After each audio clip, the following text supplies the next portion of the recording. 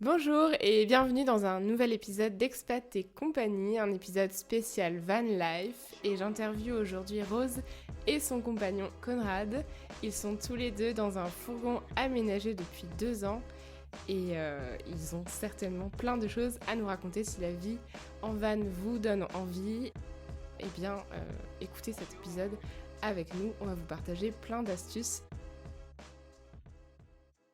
Bonjour Rose, bonjour Conrad. Salut! Salut Expat et compagnie. Salut! Est-ce que vous pouvez vous présenter à nos auditeurs en quelques mots? Oui, alors moi je m'appelle Conrad et je suis développeur informatique et j'ai 31 ans et je vis dans un fourgon comme tu l'as très bien dit Clotilde. Moi je m'appelle Rose, je suis écrivaine depuis 2 ans maintenant et j'ai 31 ans aussi depuis quelques jours et je vis aussi dans un fourgon aménagé. Ça alors.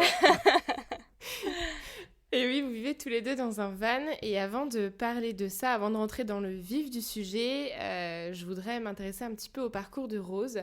Rose qui m'a contactée et nous avons échangé en off sur son adolescence, puisque toutes les deux nous avons eu une adolescence un petit peu, disons, sous le tropique, ensoleillée. Est-ce que Rose, tu peux nous parler un petit peu de ce goût du voyage que tu as aujourd'hui et qui est certainement dû à ton enfance, tout comme moi? Ouais, bien sûr, avec plaisir. Euh, alors déjà ce qu'il faut savoir c'est que j'ai grandi dans le sud de la France jusqu'à mes 14 ans environ, donc j'ai pas beaucoup développé mon goût du voyage jusqu'à cette période-là. Mais par contre, un jour, mes parents ont décidé de partir vivre à l'autre bout du monde, littéralement, en Nouvelle-Calédonie, qui est donc une petite île française du Pacifique. Euh, donc j'ai passé toute mon adolescence là-bas, environ 4 ans, en gros tout mon lycée. Et c'était au début très très dur à vivre pour moi, ce déracinage de ma ville d'enfance. Et au final, avec le temps, je me suis adaptée à la vie là-bas. Il faut dire que le cadre aide beaucoup. En plus, j'étais super bien entourée avec des amis. Et, euh, et au final, je me suis vraiment bien adaptée à cette vie là-bas. Et c'était le point de départ on va dire, de mon apprentissage du voyage finalement, avec ce côté où j'ai su pour la première fois m'adapter à un nouvel environnement. Et à partir de là, j'ai su que maintenant je pourrais le refaire 20 fois, que j'arriverai toujours à m'adapter dans de nouvelles situations. Et donc, ouais, cette vie en Nouvelle-Calédonie, c'était vraiment le déclic quelque part, même si je ne le savais pas à l'époque, parce que par la suite, je suis revenue vivre en France, dans diverses villes, etc. Et à chaque fois, ça a été avec plaisir que j'ai découvert de nouveaux endroits, de nouvelles personnes. Et c'était quelque chose que j'aurais pas imaginé jusqu'à mes 14 ans quand je vivais à Aigues-Mortes, donc dans ma ville natale, où ouais, j'aurais pas imaginé être capable de ça.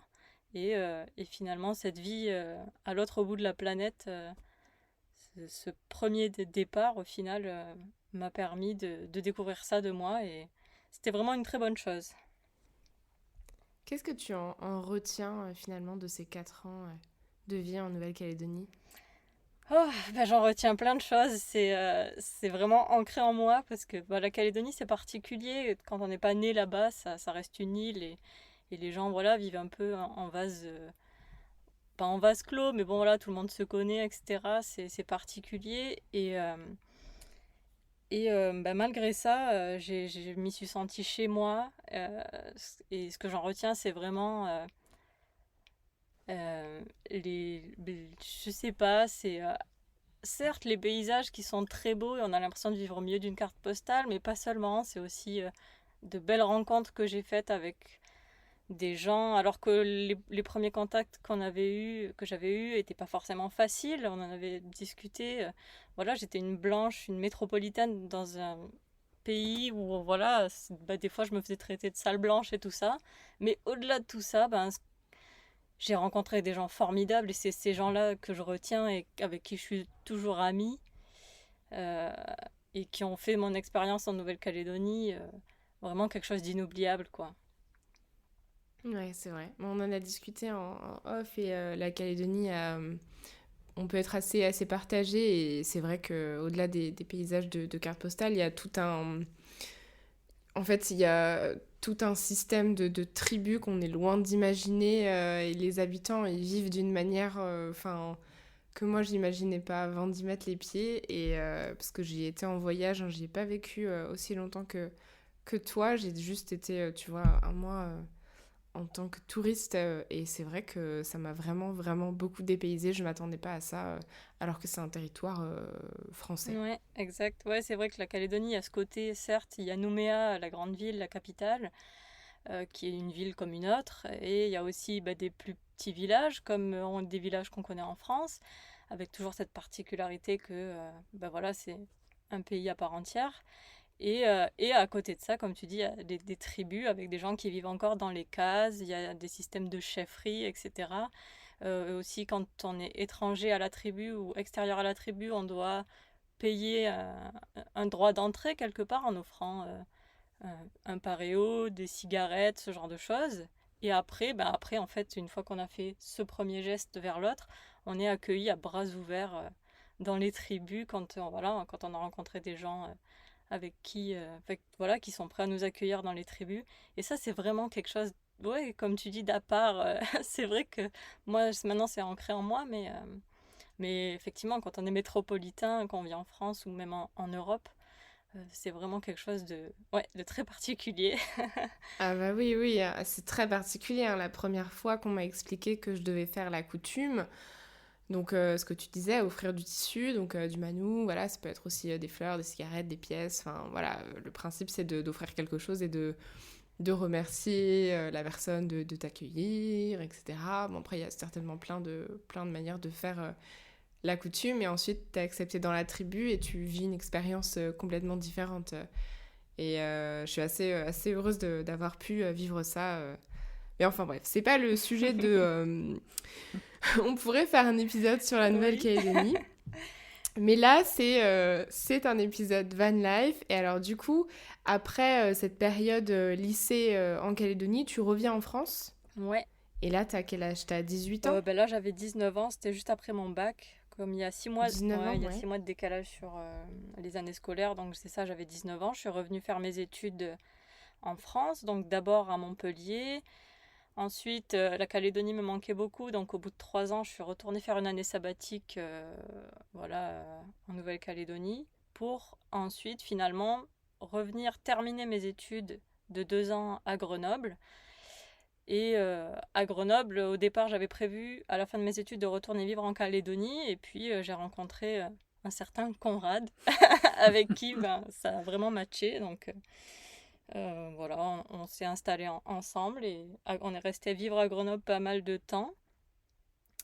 Et ensuite, j'ai cherché du travail, etc. Et on s'est retrouvés à vivre à Alès, donc dans le Gard, pour mon travail en particulier. Et, euh, et c'est à partir de là qu'ensuite, la vie faisant, nous nous sommes retrouvés à nous poser plein de questions sur notre mode de vie et notre envie de voyage, et que le projet Van Life est né. Très bien. Et alors, comment vous avez eu ce déclic? Le déclic vers une nouvelle vie, une vie en van aménagée, une vie de nomade en fait. Alors c'est vrai que dans une société où c'est pas forcément le modèle, le modèle établi, le modèle défini, euh, c'est pas une conclusion auquel on peut arriver facilement. Mais nous, ça a été un déclic au moment où on est parti une semaine en voyage en Bretagne. On a fait une semaine de vélo. Et, euh, et une semaine, on a trouvé que c'était vraiment trop court. Et sur le chemin du retour, on s'est posé la question, mais comment on pourrait faire pour jamais avoir à revenir? Pour pouvoir profiter, découvrir le monde, découvrir d'autres personnes, découvrir la beauté de la vie, sans être contraint par 5 semaines de vacances par an et par des contraintes extérieures. Et on s'est dit, mais en fait, la solution, c'est de vivre dans un fourgon. C'est de changer complètement notre... Tout simplement. La solution, c'est de vivre dans un fourgon, donc de revendre toutes nos affaires, d'acheter un fourgon, de l'aménager et de partir. Du coup, c'est exactement ce qu'on a fait. Aussi simplement, en claquant des doigts, voilà, c'était... Ouais. Comme ça, on en parlera après, mais alors comment... C'était quoi le projet global? C'était quoi l'idée? On achète un van, vous aviez déjà en tête de voilà, de le retaper ou vous aviez pas du tout réfléchi à ça, vous vous étiez donné une limite de temps, un itinéraire précis, c'était quoi le projet global? Du coup, on y est allé par étapes sur la construction du projet, c'est-à-dire qu'on avait cette idée qu'effectivement, on voulait changer de paradigme, changer de point de vue sur notre manière de vivre. Et en fait, petit à petit, on a dépilé toutes les options qui s'offraient à nous. On en est arrivé à choisir la van life, et à partir de là, on a continué étape par étape à se dire, tiens, si on prend un van tout prêt, est-ce que ça nous conviendrait? On s'est rendu compte que non, qu'on préférait le faire nous-mêmes. Malgré le fait qu'on n'ait aucune compétence manuelle de base, on s'est dit de toute manière, il n'y a pas de raison, on apprendra et on y arrivera. Et donc là, on a commencé à chercher des fourgons, à commencer à penser à un aménagement. Alors ça a changé 50 000 fois jusqu'à l'aménagement final. Et ensuite, on avait comme date de départ, alors on avait 2 dates importantes, qui étaient la date, moi, de la fin de mon contrat dans mon ancien travail. Donc ça voulait dire qu'il fallait qu'on ait trouvé un fourgon d'ici là, et qu'ensuite on aurait du temps pour l'aménager, sachant qu'on avait une deadline qui était l'anniversaire du papa de Conrad, qui vit en Belgique, et qui était quand en avril, c'est ça? En mars. En mars, ouais, désolé. Désolé, papa de Conrad. En mars. Et donc voilà, on avait la deadline que le fourgon devait être aménagé et roulant, et qu'on soit en mars en Belgique. Donc en fait, tout ça s'est fait très très vite. Entre le moment où on a décidé qu'on voulait changer de vie, ça devait être en août. 2018. Et en août 2018 et en mars 2019, on était en Belgique dans notre tout nouveau, tout beau fourgon aménagé, quoi. Ah ouais, et alors du coup, comment ça se fait que vous ayez repoussé l'idée d'acheter un van déjà aménagé alors que, comme vous l'avez dit, vous n'étiez pas très bricoleur au départ? Alors, on va pas se mentir, c'est pas non plus une période où on roulait sous l'argent. Donc il y avait aussi l'aspect financier pur qui prenait le relais. Les camping-cars et les fourgons aménagés, c'est des objets qui coûtent très cher, qui coûtent excessivement cher. Donc il y a énormément d'économies à le faire soi-même. Parce que voilà, on peut acheter le fourgon lui-même, ce qu'on appelle le porteur dans le jargon technique. Nous, on a trouvé un qui coûtait 6 000 euros, et après, on a investi environ 6 000 euros aussi dans l'aménagement. Ça, c'est des sommes qui sont. T'as pas grand-chose à ce prix-là dans le marché de l'occasion, où le neuf, t'as rien du tout, et l'occasion, t'as des trucs qui ne nous auraient pas autant bien convenu. C'est que là, on a vraiment tout modélisé autour de ce que nous, on voulait vivre, de comment on voulait, quel niveau de confort on voulait avoir, quelle autonomie électrique on voulait avoir, comment on voulait que les choses fonctionnent. Et on est extrêmement heureux de ce choix et du chemin que ça nous a fait parcourir. Ouais. Ouais, on a vraiment, en plus, ça nous a permis de tout faire sur mesure, c'est-à-dire qu'on avait des critères, on s'est défini certains critères qu'on voulait absolument avoir dans le fourgon, notamment avoir nos vélos à l'intérieur, qui sont nos vélos, c'est une extension de nous-mêmes, donc on n'envisageait pas de les laisser à l'extérieur, accrochés à l'extérieur. Et ensuite, on avait notre chat qui vivait avec nous, enfin, qui voyageait avec nous. Et on voulait pas. Enfin voilà, c'était mieux de tout faire soi-même, de tout penser soi-même pour que tout aille au mieux pour tout le monde dans le van, et selon nos critères, quoi. Ouais, finalement, financièrement, c'est un avantage. Mm. Bon, ça, je m'en doutais un petit peu, mais c'est toujours bon de reposer la question. Donc, l'achat du véhicule à vide coûte évidemment moins cher qu'un véhicule aménagé. Là, vous avez eu l'avantage de pouvoir l'adapter en fonction de vos besoins et de sorte qu'il vous corresponde pleinement, en fait. Ouais, exact. Et alors, du coup, donc 6 000 euros d'aménagement, est-ce que c'est un budget qui est finalement assez minime ou assez conséquent? Quand on n'y connaît rien en aménagement de van, est-ce qu'avec 6 000 euros, on fait des belles choses ou est-ce que ça reste assez simple? 6 000 euros, je pense que c'est le bon budget pour avoir un fourgon qui est parfaitement aménagé avec tout le confort. Il y a une grosse partie de ce budget qui est dans tout ce qui est panneaux solaires, batterie pour stocker l'énergie. Et après, le reste, ça va être tout ce qui va être fourniture, bois, visserie, colle, isolation, tout ce qu'on peut imaginer pour faire un fourgon. En tout cas, je pense pas qu'on puisse faire quelque chose pour vivre à l'année dans un fourgon en dessous d'un budget de ce type-là, on peut peut-être un peu tirer dessus, mais franchement, ça me paraît être un peu le plancher pour un investissement long terme comme ça dans lequel on veut passer beaucoup de temps. Ouais, Ouais. c'est vrai que nous, on Ouais, a... pour du long terme. Ouais, ouais, c'est vrai que nous, après, on a tout acheté autant que possible, neuf, etc. Bon, voilà, notamment dans cette idée qu'on voulait quelque chose qui soit durable. Après, évidemment, si on fait un peu de récup, etc., on aurait pu tirer un peu. Mais, euh, mais voilà, donc c'est vrai que 6 000 € pour nous, c'était le bon prix, quoi.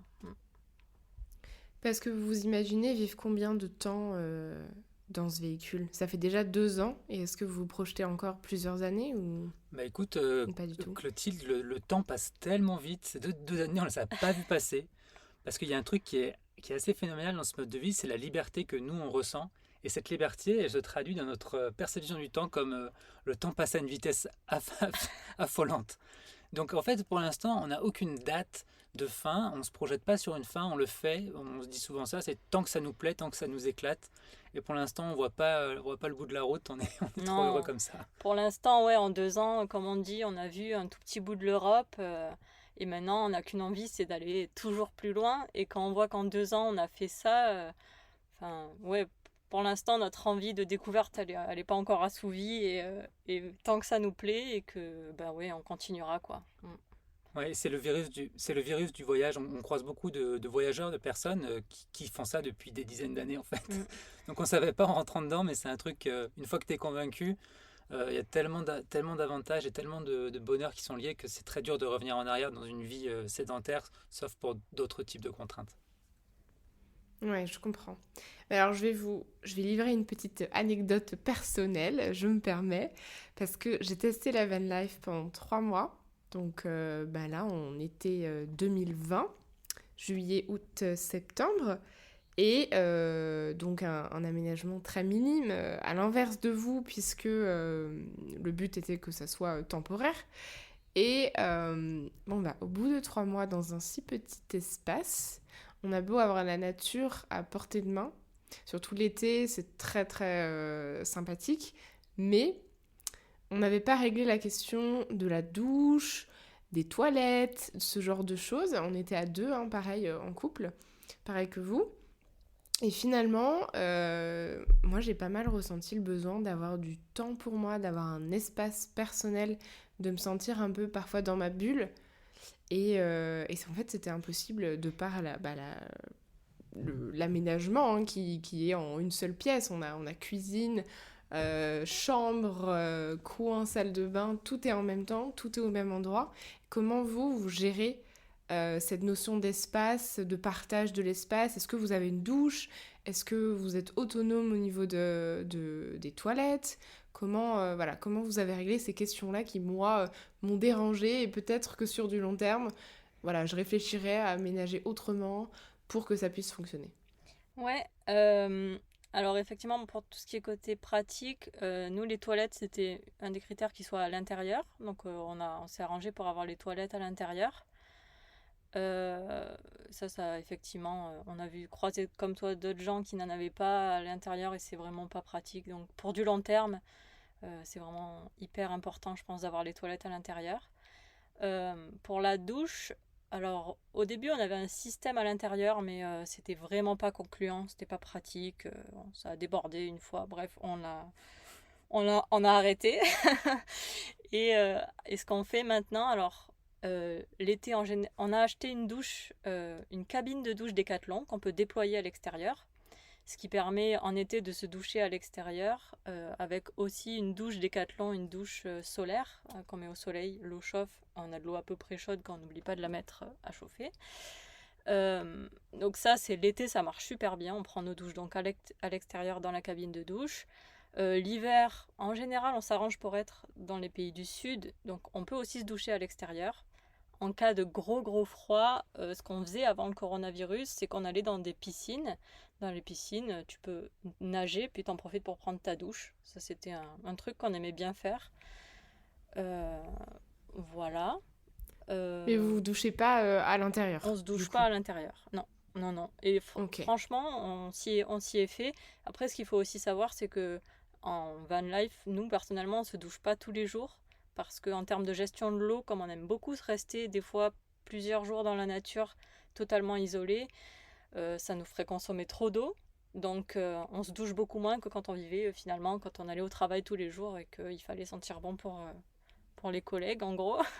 Non pas qu'on se sente mauvais, parce que si on se sentait mauvais l'un l'autre, on se dérangerait comme on travaille vraiment côte à côte.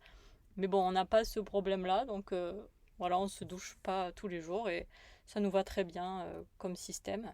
Après voilà, chacun avec ses contraintes de décider s'il met sa douche à l'intérieur ou pas. Bon, nous, le système comme il est, pour nous, nous va très bien, donc on continue comme ça. Ok, super. Et ensuite, sur ta question sur comment on fait pour gérer le côté un peu où des fois on a besoin d'être dans sa bulle, ça, je pense que c'est un peu tout le monde a besoin à un moment donné d'être avec soi-même et pas l'un sur l'autre. Dans un van, alors nous, il se trouve que pour nos espaces de travail, ils sont côte à côte. Donc au niveau du travail, on a mis un rideau pour avoir quand même chacun sa bulle de travail.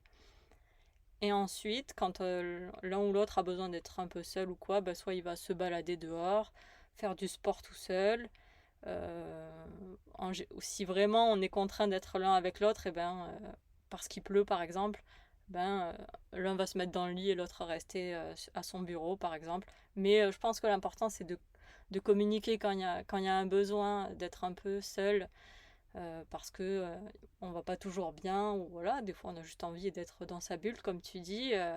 Ben voilà, on le dit à l'autre, j'ai envie d'être un peu tranquille, et l'autre sait qu'il n'a pas à le prendre personnellement, que c'est juste un besoin, et finalement en communiquant sur ça, ben ça se passe plutôt bien.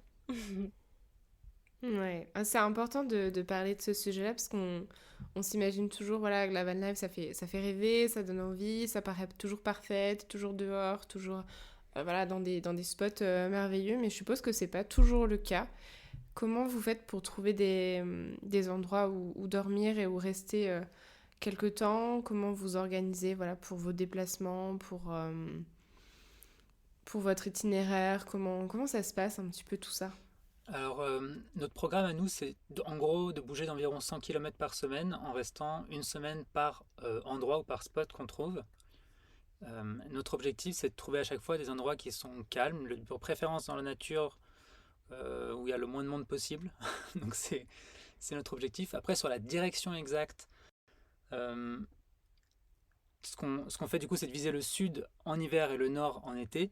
Donc ça donne quelque chose, un plan qui est assez flou, mais en gros, ben voilà, ça qui nous guide, c'est ça qui nous guide sur notre voyage, sur quelle est la prochaine étape, dans quelle direction on va. Pour la manière de trouver les spots, après, on utilise une application que beaucoup de vanlifers et de camping-caristes utilisent, qui s'appelle Park4Night, qui te permet de trouver des lieux que d'autres personnes ont référencés, des endroits qui souvent sont tranquilles, peuvent être dans la nature ou peuvent être des endroits prévus dans les villes gratuitement. Ça c'est le principal, et il nous arrive aussi parfois d'aller dans des campings, c'est assez rare, mais c'est aussi une option pour nous. On ne se prive pas des fois d'aller dans un camping pour avoir le confort de la douche, et voilà, voilà. Ouais, tout à fait. Mm. Ouais, Bar Fortnite, c'est aussi une application que j'ai utilisée pendant tout cet été et qui fonctionnait très bien. Et si vous l'utilisez depuis 2 ans, c'est que tout va bien. Ouais. C'est qu'elle est toujours aussi bien. Et alors, dans cette vie itinérante, vous avez bien sûr des frais. Vous devez manger, vous déplacer, entretenir le véhicule. Comment est-ce que vous subvenez à vos besoins? Ouais. Bah alors ça, déjà, ce qu'il faut avoir en tête, c'est que nous, quand on a changé de vie, on a complètement changé de vie, c'est-à-dire qu'on s'est débarrassé de tout ce qu'on avait en termes d'appartement. Donc on n'a pas de location à payer et on n'a pas de crédit à rembourser. Donc en fait, notre mode de vie actuellement nous coûte très peu cher comparé à une vie dans un appartement ou dans une maison. Parce qu'on n'a pas de loyer, pas de taxes foncières, pas de taxes d'habitation. Donc en fait, déjà ça c'est vraiment un point super important à avoir en tête. Et c'est aussi ce qui a permis au début, quand on a tous les deux, parce qu'on a vraiment tous les deux changé de métier, alors pas changé de métier à proprement parler, mais vraiment changé de manière de travailler. Euh, Ça nous a beaucoup aidé d'avoir aussi peu de frais, c'est-à-dire qu'on est parti, on avait juste quelques sous de côté et mon pôle emploi qui était très faible par mois, et malgré ça on a réussi sur un temps où voilà, on n'avait pas de revenus vraiment importants, à lancer nos business, notamment Conrad, qui a lancé son business, il veut nous en parler. Oui, avec plaisir. Mais c'est vrai que c'est un peu la métaphore de on est parti, on s'est envolé, on a construit notre fourgon et après en fait il fallait qu'on arrive à construire les ailes de l'avion pendant qu'on était en train de voler avant de s'écraser. Parce que De s'écraser? bah oui, non, parce que effectivement sans argent tu peux pas vivre comme ça. Il faut de l'argent comme tu as dit pour se nourrir déjà niveau 1.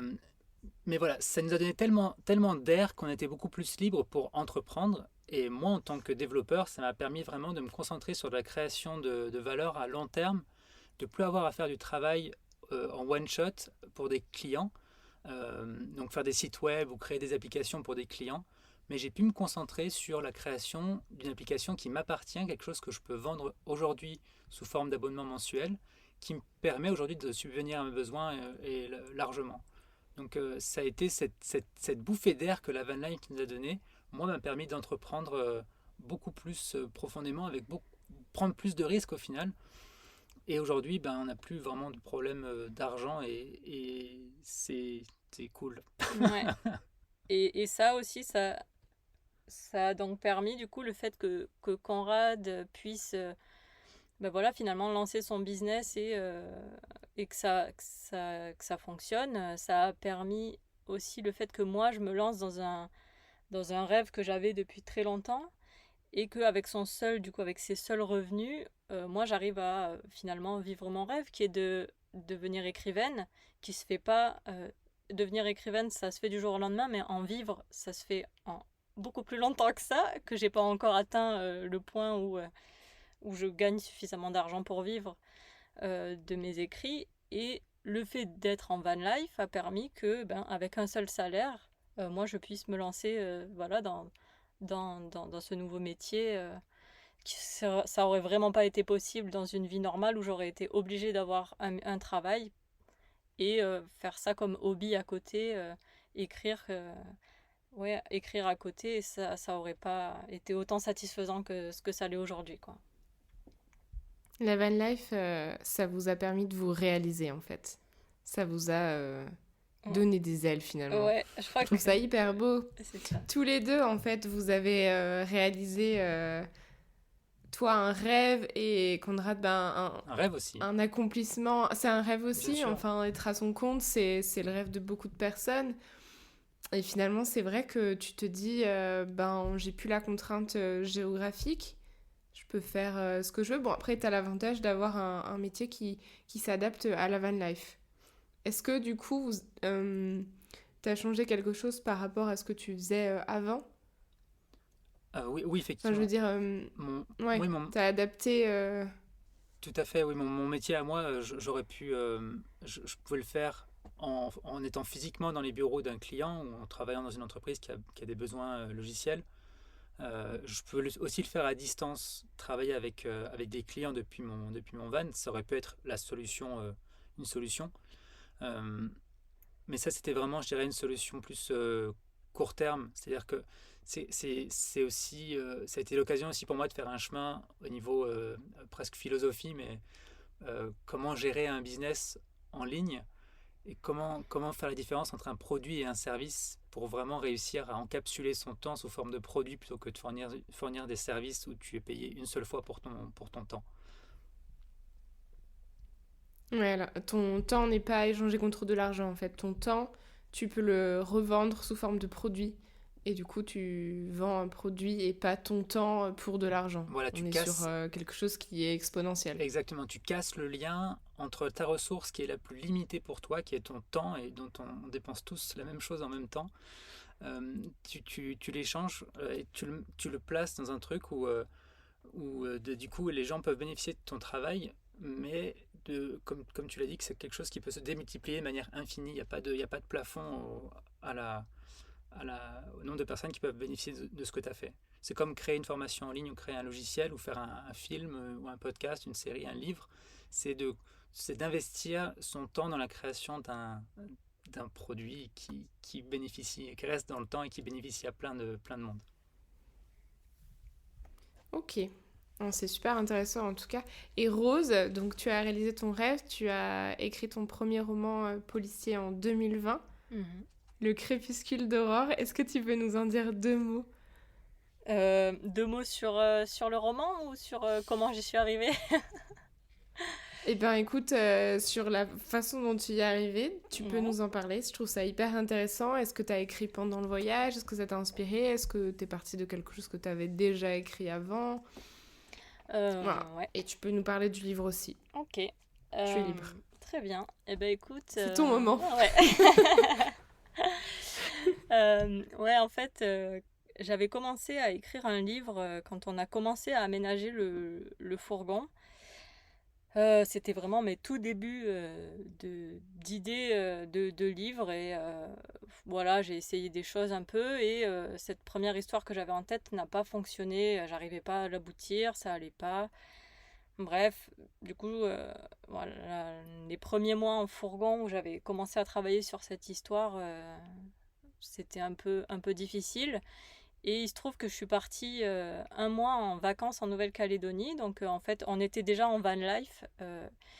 Et, euh, et donc moi, je suis partie un mois en vacances. Ça aussi, ça a été permis par la van life. Je suis partie un mois et demi. C'est le truc inimaginable quand tu es dans une boîte et que tu veux prendre un mois et demi de vacances. C'est une grosse galère. Bref, fin de la parenthèse. Et donc, je suis partie en Nouvelle-Calédonie. Et puis un jour, je me baladais dans une forêt là-bas. Et je venais de faire une course de vélo. Et puis une idée m'est tombée dessus vraiment comme ça de nulle part. Et quand je suis rentrée, c'est-à-dire que même déjà dans l'avion, quand je suis rentrée, j'avais commencé à écrire la première scène de mon roman policier. Parce que l'idée que j'avais eue, c'était l'idée d'un meurtre.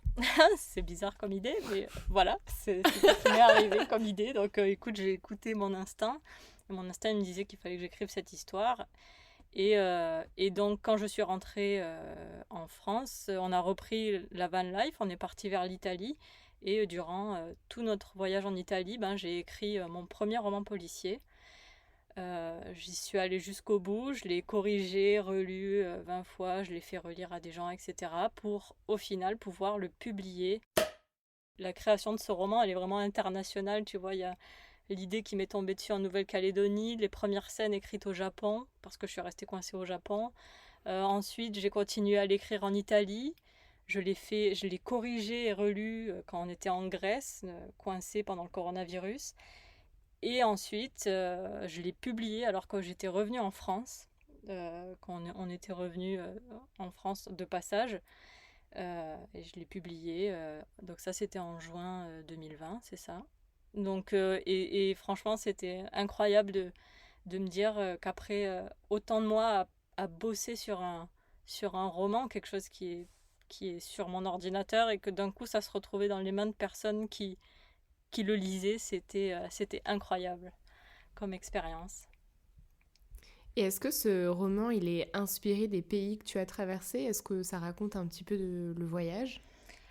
Alors, le premier roman, donc ce premier roman-là, il se déroule en Nouvelle-Calédonie. Donc, donc il est plutôt, on va dire, plutôt lié à mon histoire que j'ai eue en Nouvelle-Calédonie. Et d'ailleurs, on m'a beaucoup dit, oh là là, j'avais l'impression d'y être, les paysages, ça m'a donné envie d'y aller, etc. Ça, c'est les retours que j'ai eus. Donc, pour le premier roman, voilà, c'était plus la Nouvelle-Calédonie. Par contre, pour la suite, pour les prochains romans, effectivement, le voyage sera plus présent. Ça sera toujours des romans policiers, mais mon objectif est de les faire se dérouler voilà, dans divers pays d'Europe, et notamment le podcast, parce que je suis en train de créer un podcast où lui, il se passe carrément en Espagne et en Italie, dans des endroits qu'on a visités cette année et l'année dernière. Donc voilà, ouais, le voyage influence quand même beaucoup ce que je découvre, là, qui est ma vie. Ouais, il vient nourrir Exactement. ton histoire, il vient nourrir tes descriptions, il met une ambiance. C'est ça, exactement. Ouais. Finalement, la van life te permet de... Enfin, est-ce que ça te permet de décupler ton imaginaire? Est-ce Ouais. que ça t'inspire plus que si t'étais resté chez toi dans ton appartement ou je ne Ouais. sais où. Ouais, oui, c'est vrai que le mythe de l'écrivain qui reste chez lui enfermé, c'est un faux mythe en fait. Ça n'existe pas. Un écrivain, il se nourrit de sa vie, des gens qu'il rencontre, des paysages qu'il traverse, des expériences qu'il vit.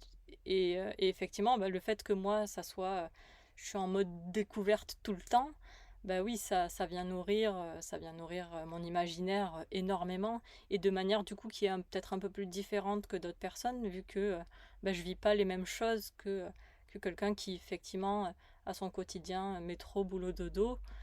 Euh, voilà, moi mon quotidien il est complètement différent et donc mes idées sont mécaniquement un peu différentes aussi voilà, d'un écrivain qui vivrait dans une grande ville par exemple ou quelque chose comme ça, ouais.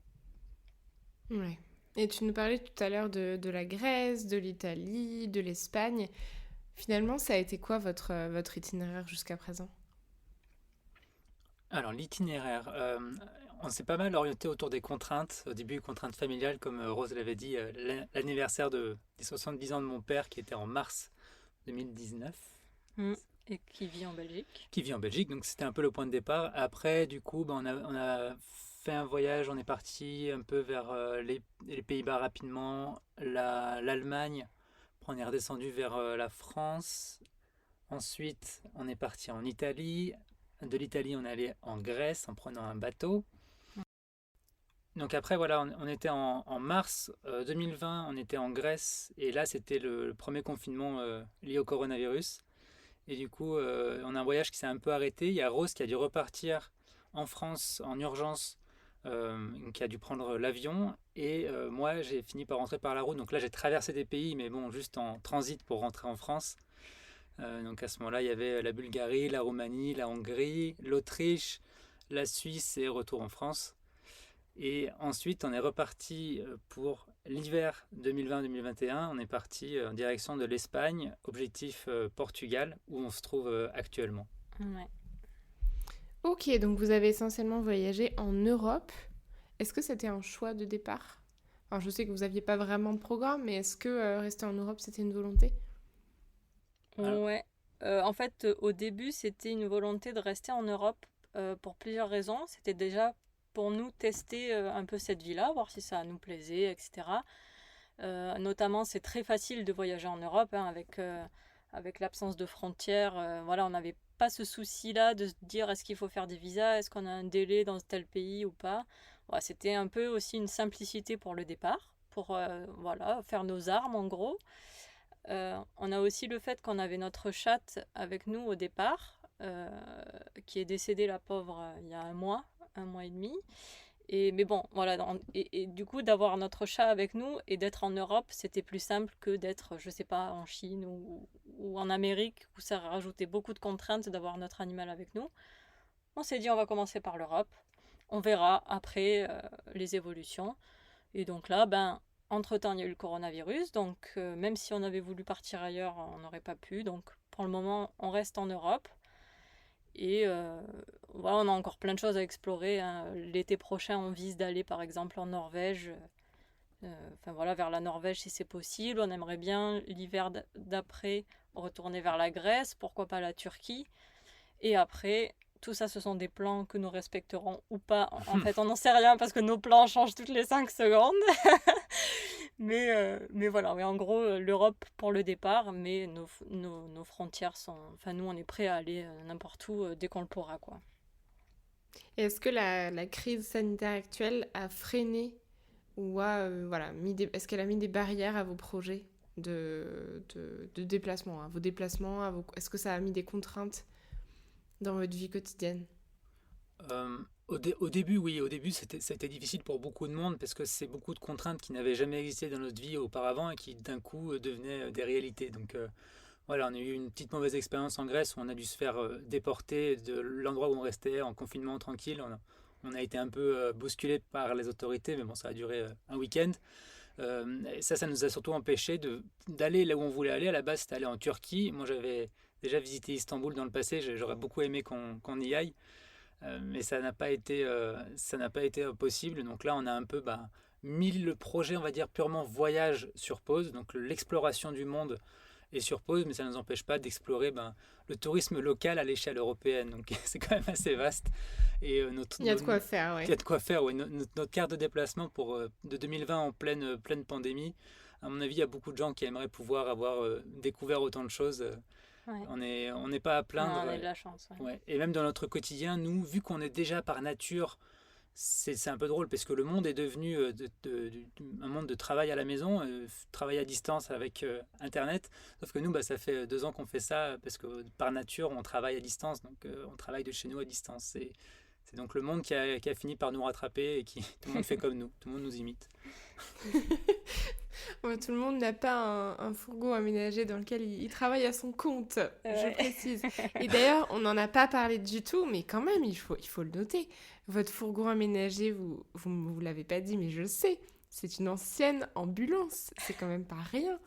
C'est quand même assez atypique comme véhicule. Ouais, c'est vrai. Oui, on en revient un peu à la genèse du projet au moment où on choisissait un fourgon pour être notre fourgon aménagé. Et en fait, t'as pas non plus un milliard d'occasions, un milliard de choix, donc il y a un moment où on fait avec des contraintes. Notre premier objectif, c'était que ce soit le fourgon le plus discret possible, donc de préférence blanc, donc là c'est un peu raté. C'est loupé, ouais. Mais surtout, voilà, après c'était un budget, on voulait mettre environ 6 000 € dedans, et on voulait qu'il ait tel et tel critère. Et il se trouve que il y avait cette magnifique ancienne ambulance de pompiers. On dit ancienne, mais pour nous, elle est de 2005, elle est toute jeune, quoi. Elle marche très bien. Ouais. Et au final, on s'est projeté dans l'idée, on s'est dit oui, c'est sympa, il y a une identité visuelle au projet, c'est cool. Puis voilà, on l'a fait là-dedans et ça a des avantages. C'est un avantage tout simple. C'est par exemple dans les ambulances, dans pas mal d'ambulances, il y a un chauffage intégré. Et donc, on a pu recycler ce chauffage intégré à l'équipement de base. Et ça a été utile. C'est utile parfois quand il fait vraiment froid, ce qui est assez rare dans notre choix de voyage. Oui, c'est vrai, puisque vous êtes organisé pour aller au nord en été et au sud en hiver. Exact. Yes. Ok, et alors on va finir avec une dernière question. Quelle est votre journée, votre semaine type? C'est quoi une semaine type quand on est en van life? Moi, c'est une bonne question. On fonctionne pas forcément de la même manière, Rose et moi. Moi, j'ai un calendrier qui me crée des zones dans mon temps pour savoir ce que je vais faire un peu à l'avance, pour allouer du temps en amont. Rose, toi, tu es plus à l'instinct et en fonction de tes envies. Ouais, en fait, souvent, moi, le matin, par exemple, j'écris pour être sûr d'écrire tous les jours, parce que c'est la meilleure manière d'avancer dans l'écriture d'un roman ou d'une série policière audio. Mais après, oui, c'est vrai que les après-midi, moi, je suis plus à l'instinct, donc tantôt, je vais travailler sur ma communication, tantôt, aller me promener. Voilà, c'est vraiment au feeling. Après, ce qu'on essaye de faire, c'est quand même depuis notamment le coronavirus, c'est de s'allouer du temps pour faire du sport parce que le fait d'être indépendant au niveau du travail, on aurait tendance à trop travailler. Si on s'écoutait pas, non, si on s'écoutait trop, on passerait notre temps enfermé à bosser en fait parce qu'on est tellement happé dans nos projets. Et donc on a quand même calé dans notre calendrier voilà, des moments où on va se promener, faire du vélo, etc. En temps normal, ça serait aller visiter des villes, aller visiter des lieux. Là, on essaye de limiter, on privilégie plutôt d'aller visiter les paysages, etc. D'aller faire de la rando, voilà, plus du côté nature. Mais voilà, après, c'est vrai que c'est quand même hyper flexible nos semaines, finalement. Ouais. Ouais, tout en ayant une routine qui nous permet de structurer notre vie. Oui. Parce que voilà, qui dit van life dit pas non plus faire n'importe quoi, n'importe quand. On a des responsabilités à chacun et on fait en sorte que tout ça soit le plus fluide possible. Et on est vraiment passionné par ce qu'on fait, donc on fait ça avec joie et avec bonheur. Ouais. Oui, parce que finalement, on a l'impression comme ça que la van life, ça peut être un peu les vacances. Hein. On n'a pas le lundi matin, on n'a pas de contraintes, mais en fait, si, vous avez quand même un travail et c'est important pour soi d'avoir un rythme, un équilibre. Et est-ce que par exemple, vous gardez le samedi-dimanche comme jour de week-end ou est-ce que ça n'a pas d'importance? Alors ça a beaucoup varié dans nos routines parce que faut dire aussi que nos routines évoluent assez régulièrement avec les périodes. En ce moment, oui, on a le dimanche, on travaille pas. Mais c'est normalement parce que c'était quand dimanche hier? Oui, hier on a Bon, travaillé. ben hier, on a travaillé par exemple, tu vois. Donc dans l'idée, voilà, on essaye de pas travailler le dimanche par exemple, notamment parce que c'est l'occasion d'appeler un peu, pourquoi pas la famille, qui eux sont en pause le dimanche. Mais après, ouais, c'est pas une. Enfin, ouais, ça dépend vraiment des périodes, ouais, de nos envies. Des envies. Ouais. Ouais, Ouais. mais c'est bien parce que finalement, c'est pas pour. Enfin, avoir cette liberté, c'est pas pour finalement se recréer un schéma typique de salarié avec du travail du lundi au vendredi. Et encore là, on est sur un schéma classique, mais il y a aussi d'autres. Il y a aussi plein de personnes qui travaillent le week-end, hein, bien sûr. Mais comment vous occupez vos soirées? Est-ce qu'il n'y a pas une routine justement qui s'installe un peu trop à être toujours tous les deux, parce que je suppose qu'en ce moment, vous pouvez pas trop faire de rencontres ou sortir. Comment ça se... Enfin voilà, comment vous vivez ça? Bon, on le vit très bien. Nous, notre routine du soir, c'est une routine où on coupe le travail. Donc, ça commence, on va dire, maximum à 19h, parfois un peu plus, mais bon, souvent 19h, où on va passer du temps pour cuisiner, manger. C'est toujours un plaisir. Et puis, souvent, en fait, on va dans le lit et puis on va soit jouer ensemble à des jeux de société, soit regarder des films ou des séries. Et ça, c'est quelque chose qu'on ferait crise sanitaire ou pas crise sanitaire. Donc nous, on Oui, est très heureux. ouais. Pareil, le midi, on a notre routine où on s'arrête de travailler, on mange ensemble, on discute, des fois on joue un peu. Ça, c'est vraiment un truc génial, tu vois, entre midi et deux, d'être ensemble finalement et de pouvoir partager ce qu'on a fait le matin ou de parler de ce qu'on va faire l'après-midi, je sais pas. Et c'était quelque chose qu'on ne faisait pas finalement quand on était dans notre vie, quand on était salarié. Et c'est vraiment hyper agréable, je trouve. Des fois, moi, je me prends 2 3 heures de pause le midi, quoi. C'est trop cool. Et je rebosse plus tard. Ben, je bosse un peu plus tard le soir, tu vois. Non, ouais, c'est cool. Ouais, et puis on n'est pas non plus que tous les deux. On est avec, on a chacun nos communautés en ligne. Que moi, ce soit à travers mes utilisateurs ou tous les gens qui gravitent autour de ce que je fais. Et Rose et toutes ces communautés d'auteurs et, et toute sa communication, donc ce qui fait qu'on a quand même beaucoup d'échappatoires. Voilà, on a une vie qui est riche. Ouais, même si on voit personne physiquement, ce qui est le cas de beaucoup de personnes en ce moment, bon, on a quand même effectivement des échanges avec d'autres personnes en ligne et ça nous permet effectivement de discuter avec d'autres gens, de faire des rencontres, etc. de manière différente, quoi. On s'adapte aussi à la situation à la fois sanitaire globale et à la fois notre situation de vie à nous qui fait qu'on ne rencontre pas déjà du monde tout le temps. Donc Ok. voilà. On arrive à la fin de cette interview. Quels sont vos projets pour l'année 2021 à tous les deux?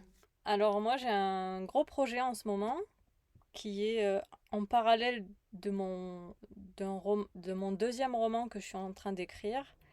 Le gros projet, c'est de lancer une série policière audio que j'ai terminé d'écrire et qui va bientôt être enregistrée. Donc le fourgon va se transformer en studio d'enregistrement de podcast. Et même mieux que ça, du coup, de série policière audio. C'est vraiment un projet tout à fait, je pense, qui n'est pas courant dans ce qu'on entend dans les podcasts. C'est-à-dire que ça va être une fiction où il va y avoir une enquête qui va se dérouler et où donc il va y avoir des acteurs qui vont faire les voix, etc. Ça va être tout un univers à part entière, mais seulement dans vos oreilles. Donc, C'est un projet qu'on fait ensemle en fait. Alors c'est Rose qui écrit, c'est Rose qui joue, c'est l'univers de Rose. Moi j'agis en tant que producteur. Je sais pas si c'est un métier dont je connais les finesses, mais on a beaucoup travaillé sur tout ce qui va être ambiance sonore, paysage sonore de l'histoire. Et on a déjà fait le premier épisode qui est disponible sur roselivre.fr/podcast et où on a eu que d'excellents retours sur ce qu'on avait créé. Et c'est vraiment très excitant pour nous de travailler ensemble sur ce sujet. et de lancer les enquêtes de Moretti en courant 2021. C'est vraiment un truc qui est fun et qu'on fait ensemble et qu'on a hâte que le monde découvre. Ouais. Et du coup, c'est une série policière sous quel format? Vous avez prévu combien d'épisodes et pour quelle durée à peu près? Alors, il y a 11 épisodes qui vont durer environ 10 minutes chacun. Sachant que la sortie du podcast, ça sortira une fois par semaine à partir de fin avril. On n'a pas défini encore la date de sortie, mais ça sera aux alentours de fin avril. Voilà, et ça c'est la première saison et c'est la genèse de l'enquêteur Moretti. Et donc c'est une saison un peu à part, mais le but c'est de faire d'autres saisons derrière en fonction des retours de l'audience. Voilà. Qui suivront l'enquêteur du coup, Alex Moretti, au fil de sa carrière de policier. Voilà. L'enquêteur Alex Moretti qu'on retrouve aussi dans Le Crépuscule d'aurore, le livre qui est déjà sorti, qui est déjà disponible actuellement en ligne. Ouais. Ok, de toute façon, je mettrai tous les liens en description pour ceux que ça intéresse d'aller écouter. N'hésitez pas à aller faire un tour sur son site. Est-ce que tous les deux, vous avez des conseils à donner pour ceux qui ont envie de se lancer dans la van life?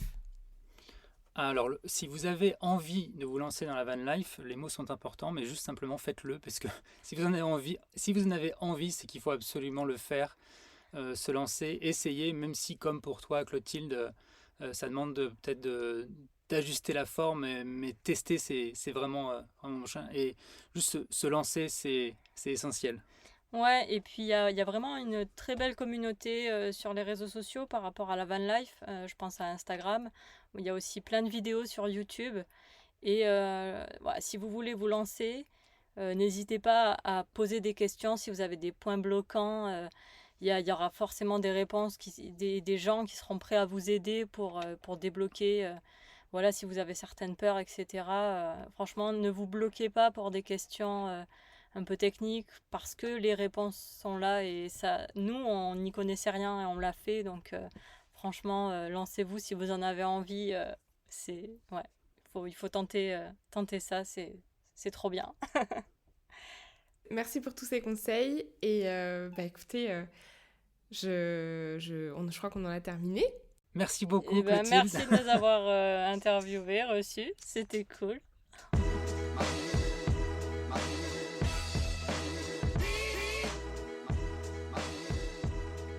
Vous venez d'écouter un épisode d'Expat et compagnie.